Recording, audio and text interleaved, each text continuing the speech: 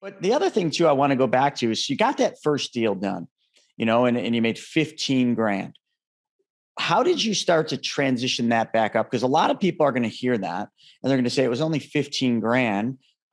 Back then, maybe that was enough to get a deal, but today there's no way. Like, because the average median house is 350 grand, and they look at the markets and clearly they have a lot to learn, but they always put the emphasis on the how, which is, I'm going to keep going back to you figure the what out, the how figures or follows you, but the how is, well, where's the money going to come from?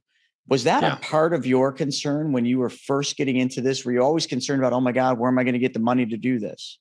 Yeah. It's funny. One of the reasons why I started a lending company was because when I started in 2008, a lot of conversation for investors that I knew and that I was hanging out with, a lot of the conversation was about where to find money, where to get money. And then you fast forward 2021, when I started my business, my real estate lending business, the same conversations were happening, right? Because I coach a lot of people. I talk to a lot of investors at various stages of building their business. And money is always at the forefront of the conversation. Either I need more money, I need cheaper money, I need, money in general. I don't know where to find it, right? For new people. So yes, it was a concern for me back then, but I'll be honest with you. Really what it felt like to me when I did that first deal, I made mistakes. I didn't make sure all the subcontractors were paid. And so I had a couple of mechanical liens put on my property because the general contractor basically fell off the face of the earth after I paid him, and he didn't pay off the subs. And there was lots of lessons learned. I still made money. But once I did that first one and I got the money in my account, it was very much like, and I tell people this, if you want to be successful in business, we've kind of joked about, being afraid of not like I'm constantly being push because I feel like I'm behind. But if you don't feel a sense of urgency about starting or growing your business, you're in trouble. And for me, it felt very much like I had been metaphorically had my head held under the water my whole life. I had been underwater without being able to get oxygen. I did that first deal. I swear to you, this isn't hyperbole. I'm not exaggerating. I did that first deal, and it was like finally someone let me out from under the water, and I took a full breath of oxygen, and it was like, holy crap, this is what I was meant to do. I feel alive all of a sudden. And I was like a monster. I was making offers like crazy. I couldn't get enough deals. Now, your question was I concerned about money? I should have been more concerned, but I had this attitude of like, I'll find it. Like, I'll figure it out. Once I knew, and maybe to put it in a less constructive terms, once I got that drug, I was not going to not have that drug. And the drug was real estate, and I wanted to do more. And so, yeah, I found what I did was I was really lucky. I had someone in my life who was a mentor to me who said, listen, and this was 2008, 2009, Facebook business pages were kind of a new thing. And he was like, here's what you should do. Document everything you're doing, video document, show the house before, show it after, show yourself walking through it, talking about what you're going to do, how much money you think you're going to make. Just do that. Just put it out there to the world. And me and my wife did that. And within a short amount of time, we had people calling us, investors, people that we sort of loosely knew, kind of were in the same meetups that we were in, saying, hey, we want to fund your next deal. Like, we want to be involved with you guys. And before I knew it, I had more private money available to me than I had houses that I could buy. And so I spent the early part of my business kind of top heavy with money. And back then it was easy to get deals too, right? So imagine I had so much money available that I was struggling to keep up with the amount of deals. And back then this was a side hustle.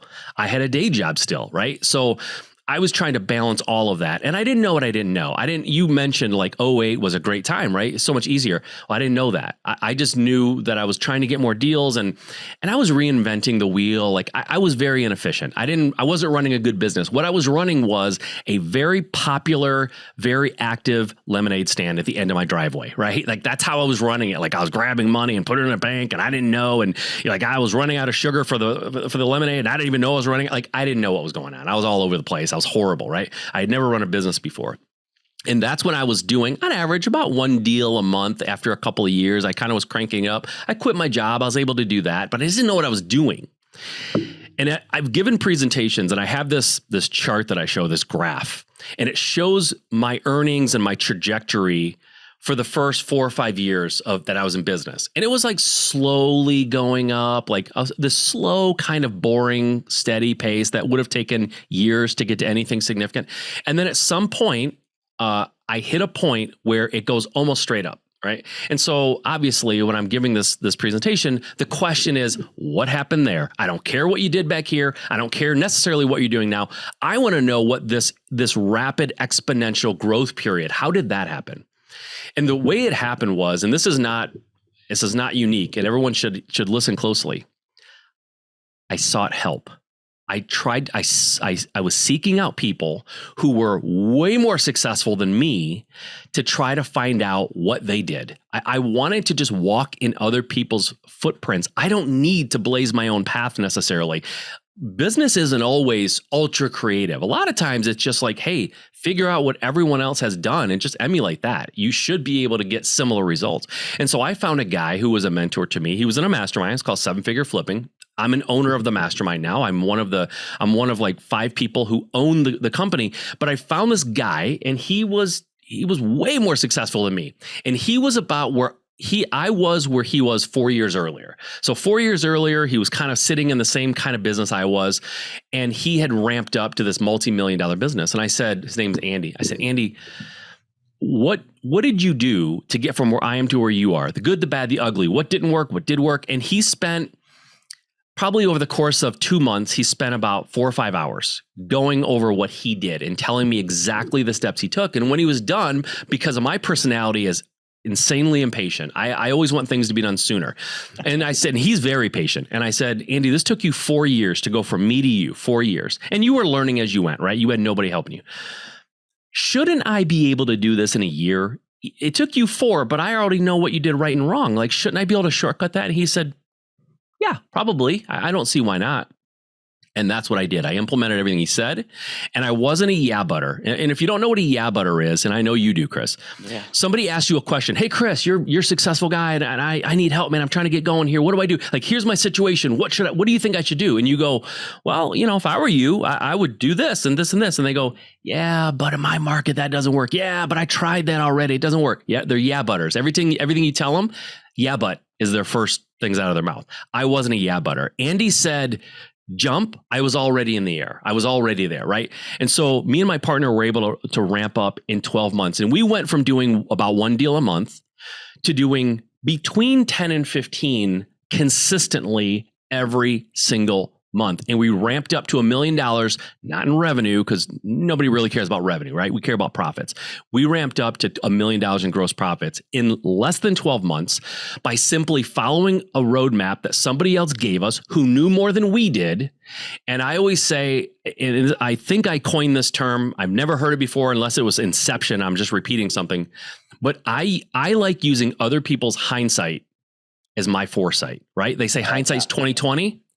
Use that as your foresight. There's a lot of hindsight that you can tap into. And I tapped into Andy's hindsight, and I use that as my guide, as my foresight, and magic was made. And so you don't have to be insanely creative. Just find someone who's done it and listen to them. Don't second guess everything they say. Trust them. If you believe that they're successful and you believe that they have the company you want, implement it. Execution is king. It's king. It's not even information. Information is ubiquitous. Information's everywhere. It's execution that people lack. Always. And it's because they're afraid. Always. There's a lot to unpack in there, folks. And I want you to pay attention to one thing. Remember when he was talking about the money? Because this is a big roadblock for lots of people, is this money thing. He could have never, he got to the point very quickly where he had more money than he had deals, literally just money flowing at him all over. And all he did is documented that one deal. He documented start to finish, showed it on some social media. Today, this is back in 2008. He didn't have hardly the opportunities that you do today. Because today there's how many different sites, right? You can put it up on them all. But the one thing I want you to be very crystal clear about what he said there, he documented the deal. You can't get the money if you don't have the deal. If you got the deal, even if it's not closed, he did that, but you might be thinking, yeah, but, and, I used to coach a snowboard team, and I had the national riders that I coached, they were notorious for saying, yeah, but. I came up with this thing. I said, do you know what a yeah, but is? Well, what do you mean, Mr. Naugle? Do you know what a yabbut is? It's a little three-eyed creature in the woods. So we're not going to talk yabbuts anymore. But anyway, you got to realize that you're never going to find the money if you don't find the deal first. When you find the deal, the money will appear, the money will present itself. Nobody's going to trust your idea until your idea is implemented and in motion. And then after that, just document it so that you actually have proof that you're the one to do this. I'm a lender, and we run Private Money Club, which is a lending community of peer-to-peer. And I will tell you, in there, all the lenders, they want to see somebody that has taken action. They want to see somebody that has a proven track history. I don't care if it's one deal. There's a young kid that just came in. He had this deal and he offered 15% because he didn't have the experience, but he had the proven concept and he had the right proposal, and he got funded in 3 days, folks. So don't tell me you are any different. Totally. You're the same as he is. You're the same as Mike was. Just get it done. I'll tell you what, too, this is big. You just mentioned it. You alluded to it. This guy he offered out 15% because he didn't have the experience. When I first started, I was doing 50-50 splits with my lenders. Now, I would never do that now, but I did what I had to do to secure the money, make my lender feel comfortable, and get to a point where I could change terms or I could find other more, desirable money lending agreements. But some people go, 50-50, I'm not going to give away 50%. That's crazy. Well, how many deals have you done? None. Guess what? 100% of nothing is nothing, right? 50% of something is something. So do what you have to do, right? If you have to give 15%, do it. The great thing about real estate is it will support a 15% interest rate. 100%. It will. It's not optimal, but it will support it. You will make money, and do it until you don't have to anymore. And write this down, folks. If you're driving, just try to remember this and replay this. Cost is only an issue in the absence of value. Cost is only an issue in the absence of value. I speak from stages all over the country. And one of the things I do on every stage is I do an example. Have everybody in the room show their hands if they've got money in 401ks, self-directed IRAs, or equity in their homes. So half the room has their hand up. And then I say, with theirs, anybody in this room need any money?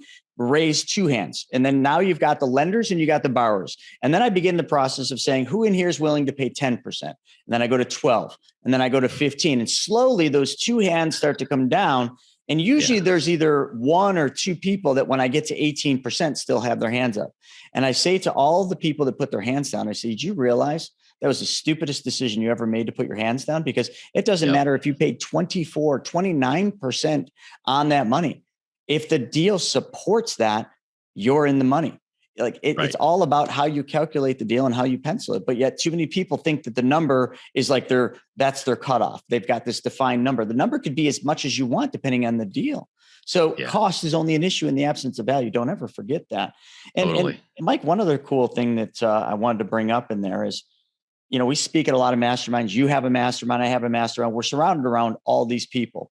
Now, all the stories that we've ever heard on all these wildly successful, some 6, some 7, some 9-figure real estate investors at these masterminds, I will tell you this, most all of them, their first deal, they gave away a lot of the profit on that deal. Yeah. I know one of the guys, he's now probably worth $60-70 million. Most of you would be like, oh my God, that's incredible. He didn't start there. His very first deal, he couldn't find money. He went to a guy, the only guy that really believed in him.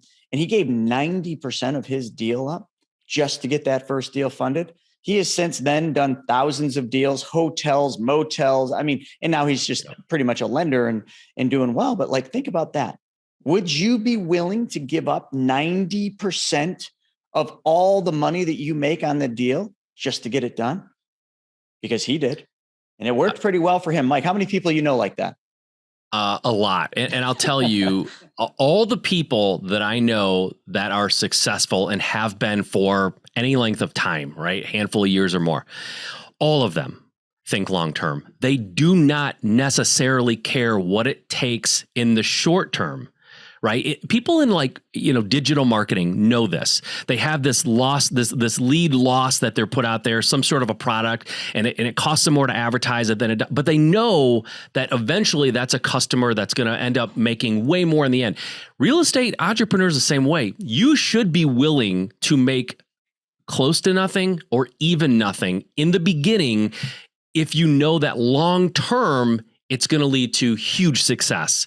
And it will. I gave up half I don't even know what the interest rate, the equivalent interest rate. I was giving up 50% of my deals. That's more than 20%. It's probably more than 30%. I was giving up a ton and I didn't care because I knew I needed that to get the experience, to build the cash reserves so that I didn't have to pay that anymore. I could start dictating terms a little more when I had a little more leverage. But if you're not, unsuccessful people or people who are afraid, they think in short terms. They're very transactional. Like, what are I going to make on this